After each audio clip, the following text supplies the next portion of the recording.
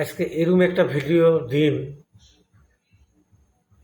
যেগুলো মুসলিম ভাই এই ভিডিওটা দেখবো, তার কলজে একবার হলেও সাত করে উড়া লাগবো।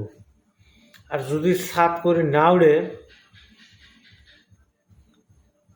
আল্লাহর কসম করছি, এই ভিডিওটা দেখলে কলজে একবার হলেও ভাবা লাগবো, একবার হলেও ভাবা লাগবো। আল্লাহর কসম করছি। আমি দেখছি ভিডিওটা, আমি দেখি আমার কলজেটা মানে ঠিক নাই আর কি। কিন্তু আমরা এগুলো কি করি আছি দুনিয়াত, আর আগে পরীক্ষার সামনে কি আছে, এই ভিডিওটা মানে দেখানোর জন্য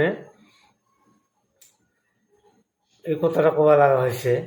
তে আমি ভিডিওটা দিমু একবার, কিন্তু আর একটা কথা, কিন্তু একবারে মনোযোগ সহকারে দেখা লাগবো, ধৈর্য সহকারে দেখা লাগবো, আর প্লাস মন মিজাজটা পুরো নর্মাল করে ভিডিওটা দেখা লাগবো।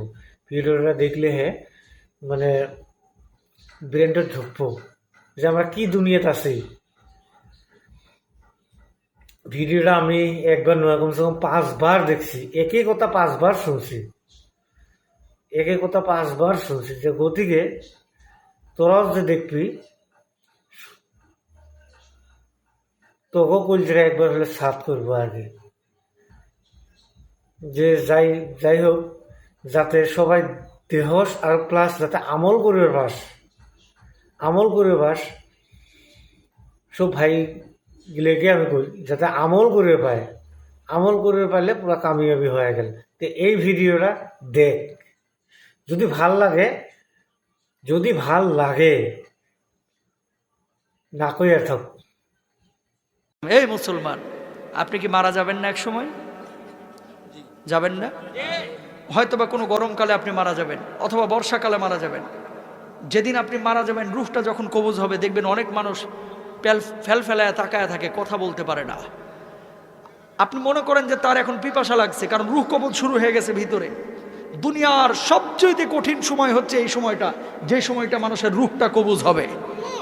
তখন আপনি যে এই যে মুখে পানিটা ঢেলে দেন, দেখবেন যে পানিটা গিলতে পর্যন্ত পারে না, ঠোঁটের 2 কিনারা দিয়ে ওই পানিটা বের হয়ে যায়। আল্লাহু আকবার।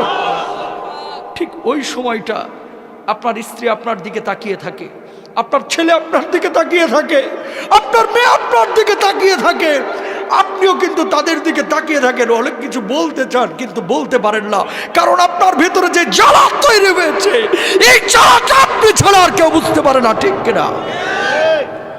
যখন মালাকুল মাউত রূহটা কবজ শুরু করে, মানুষজন যারা অপরাধী বারবার একটা কথা বলে, ও মালাকুল মাউত, এবারের মধ্যে আমাকে ছেড়ে দাও, আমাকে নিও না, এবারের মধ্যে তুমি আমাকে ছেড়ে দাও, আমাকে নিও না, আমাকে 10টা দিন সময় দাও, 2টা দিন সময় দাও, এই অবস্থায় আমি কবরে গেলে আমি জাহান্নামী হব, আমাকে মাফ করে দাও, আমার রূহটা এখন কবজ করো না। কিন্তু আমার আল্লাহ রাব্বুল আলামিন কি বলছেন?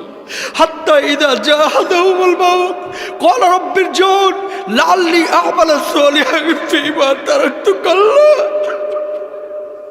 আমার আল্লাহ রাব্বুল আলামিন বলছেন, এই দুনিয়ার মানুষ, তোরকে আমি 60 বছরের জীবন দেই নাই, তোরকে আমি 40 বছরের জীবন দেই নাই, তুই কেন তখন বুঝলি না? কেন সৎ কাজ করলি না?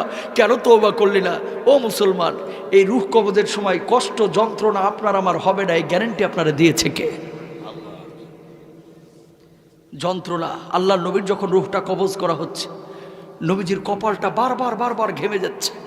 আম্মা যেন আয়েশা বলতেছেন, ইয়া রাসূলুল্লাহ, আপনার কপালটা ঘেমে যাচ্ছে কেন? আল্লাহ নবী বলছে, আয়েশা, আমার বুকের উপরে যেন উহুদ পাহাড়টা চেপে ধরা হয়েছে। আল্লাহু আকবার। আল্লাহ নবীর যদি এই অবস্থা হয়, আপনার আবার অবস্থাটা কি হতে পারে আপনি জানেন না? এই বাড়ি যাবে না আপনার সঙ্গে, গাড়ি যাবে না, কিচ্ছু যাবে না, আপনি মারা যাবেন। ব্লেড দিয়ে আপনার জামা কাপড়গুলো কেটে খাটিয়ার উপরে আপনাকে রেখে, সন্তান সন্ততি বা আত্মীয় স্বজন বন্ধু বান্ধব ঘর থেকে লাশটা বাইর করে ওই বারান্দায় রেখে দেবে, অথবা উঠানে রেখে দেবে। আপনার নাম ছিল আব্দুল কুদ্দুস, আব্দুর রহিম, সালমান, সাদমান, কত ভালো ভালো নাম। এখন কেউ আপনাকে নাম ধরে ডাকবে না, এখন আপনার নাম হয়ে গেছে লাশ। আপনার নাম কি? ওই মুয়াজ্জিন সাহেব মাইকে যে ঘোষণা দিবে, সেদিন আপনার নামের শুরুতে একটা ডিগ্রি লেগে যাবে, ডিগ্রি। সেদিন আপনাকে আর বলবেন আব্দুস সালাম সাহেব দুনিয়া থেকে বিদায় নিয়েছে, বরং বলবে মরহুম আব্দুস সামাদ আজকে দুনিয়া থেকে বিদায় নিয়েছে। ও মুসলমান, খাটিয়া যখন নিয়ে যাবে, সন্তানগুলোকে বলবে, ও সন্তান, তোর জন্য কি আমি বাড়ি করেছি না? তোর জন্য কি আমি 30 বছর 60 বছর কষ্ট করেছি না? ও প্রাণের সন্তান, খবরদার আমারে কবরে একা রাখিস না, একা রাখিস না, একা রাখিস না। ওই সন্তানগুলো কবরের মধ্যে নামবে, বাবাকে যখন শুইয়ে দিবে, সন্তানগুলো একজন একজন করে যখন উঠে যাবে, বাবা বলবে, ও সন্তান, তোর জন্য আমার জীবনে 30টা বছর শেষ করে দিয়েছি, ও সন্তান প্লিজ আমার একা রেখে যাস না, আমি থাকতে পারবো না, আমি থাকতে পারবো না। একজন একজন করে উঠে যাবে। বাঁশগুলো যখন কবরের উপরে দেওয়া হবে, আপনি আকাশের দিকে তাকিয়ে থাকবেন কিন্তু কথা বলতে পারবেন না, বুক ফাটা আর্তনাদ, কলিজা ফাটা কান্না। সেদিন আপনি কাঁদবেন কিন্তু কেউ শুনবে না। সন্তান একজন একজন করে উঠে যাবে। বাঁশগুলো যখন একটার পর একটা দেওয়া হবে, একটু আলো কবরের মধ্যে ঢুকবে, আপনি চিৎকার করবেন, ও সন্তান প্লিজ আমাকে রেখে যাস না, আমি অন্ধকার বড় ভয় পাই, আমি অন্ধকার বড় ভয় পাই রে, এইভাবে আমাকে রাখিস না। কিন্তু সন্তান শুনবে না, উঠে যাবে।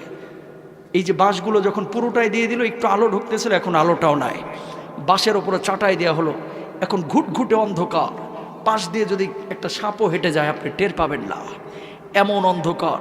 মানুষ যখন মাটিগুলো দিবে, ধিপধাপ আওয়াজ হবে, মাটি দেওয়া হয়ে যাবে, মানুষ চলে যাবে।